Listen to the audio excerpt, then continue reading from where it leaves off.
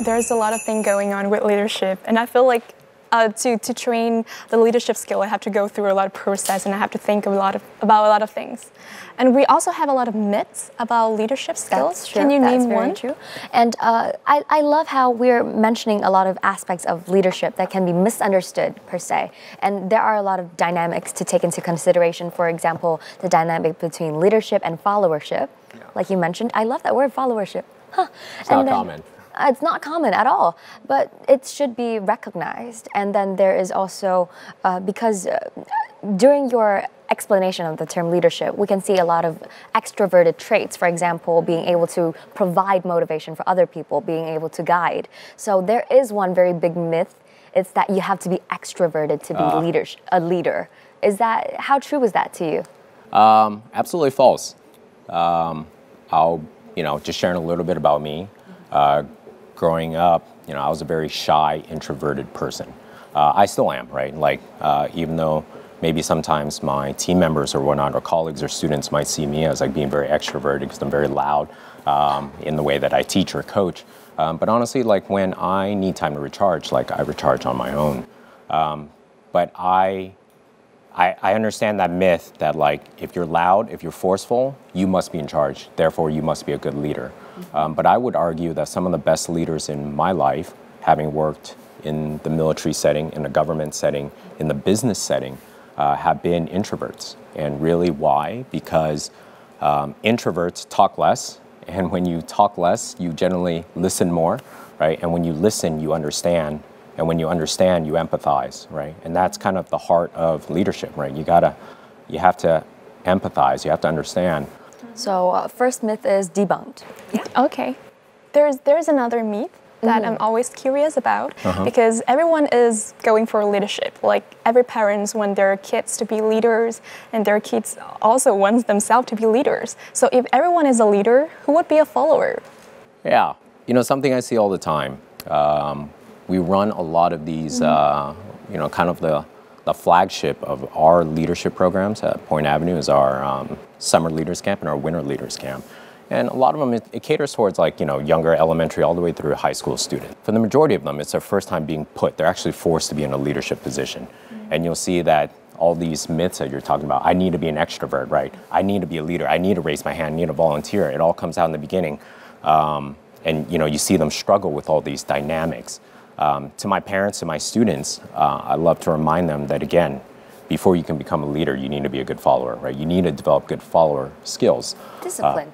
Discipline. A lot of those, like, we talked about healthy habits, time management, all that.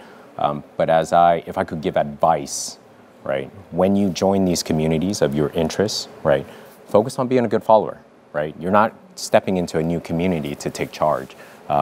You've been accepted, invited into a community, right?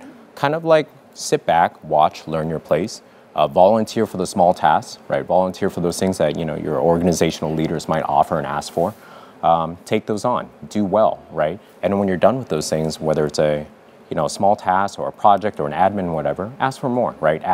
Once you've proved your expertise that you can do something well, you're surely going to gain their trust, right? Ask for more.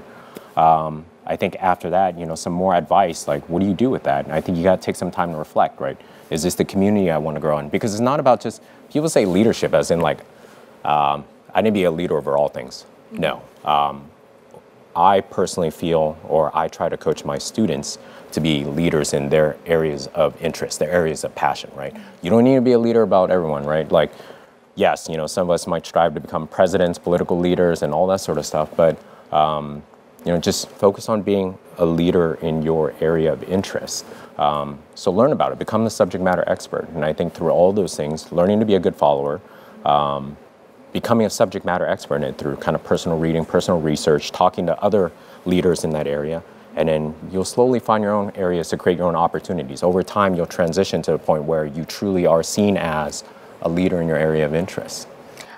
It's very interesting how a lot of the exercises to become a leader is actually to become a follower first, and then, as DV said, there's a lot of steps to becoming to master leadership. And there's a school of parents that definitely want their kids to become titans in their industries. But I believe there is also another school of thought that believe leadership is something innate And if you don't have it in you, you just can't become a leader. What do you think about the idea that you have to have this innate ability in order to be a leader? I absolutely disagree with it. I 100% believe that leadership can be learned if it's intentionally practiced. And so you have to want it, you have to step into it. Certainly, like physical traits, like, I would say for maybe some gentlemen, right, having taller stature, having a bigger chest, maybe deeper voice might all help you, right? For my ladies, same things, right? Physical traits do help you, but they only help you to so much. And so there's something I said earlier that I deeply feel within my heart, and that's leadership. If you really distill it down, it all comes back to creating trust. There's leadership amongst your friends, leadership within your family, leadership within schools, leadership within work, right? But it all comes down to trust. Can you build trust? Can you build trust with the people you're responsible for? And it comes down to really two things after trust, right?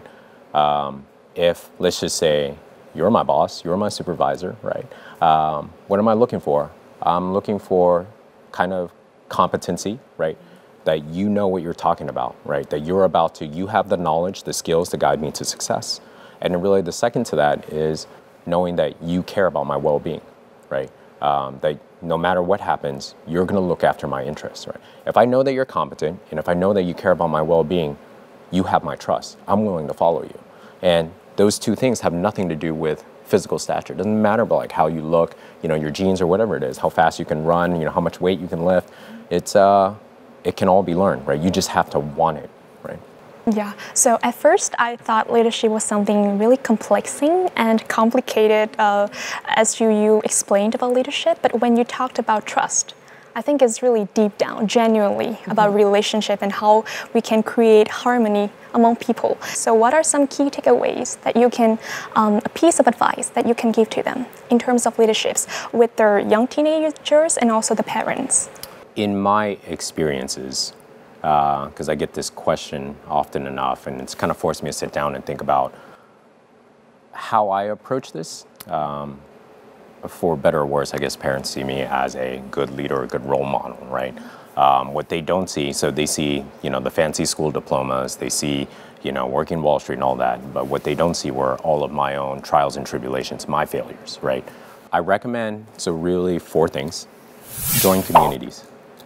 Join communities being like, whether that's a sports team, whether that's a student club, whether that's a service organization, an academic competition. Find people like you, find people that you identify with, and join that group, right? You'll learn something. I would say second to that, learn to be a good follower, right? We talked about this. Focus on the small tasks, taking care of those small tasks as like kind of a new team member, a new club member. Become very good at it. I think over time you'll gain your leader's trust, and they'll, kind of give you more responsibilities, more duties, more responsibilities, and you'll eventually climb within the organization to gain everyone's respect, trust. I think you need to also, so number 3, research, read, and reflect.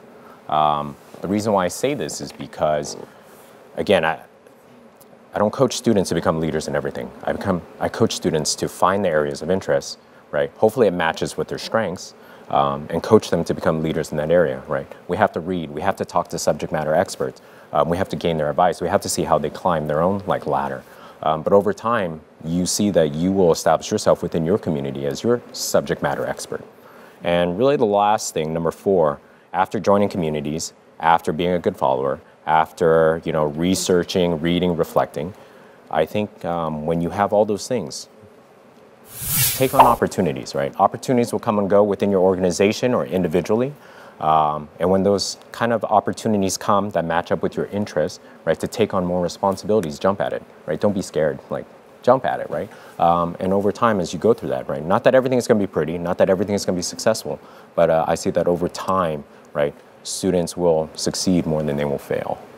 This is also some recommendations that we could really take note and also learn from that. I'm trying to remember. So thank you very much for your very insightful conversation with us about leadership. And I I hope that this is also a very available resource for all of the teenagers, the audience, and also the parents who are trying to help their kids to be a good follower and also a good leader and doing things for the community for a purpose. Thank you so much. Thank you again for having me. Thank you. Thank you.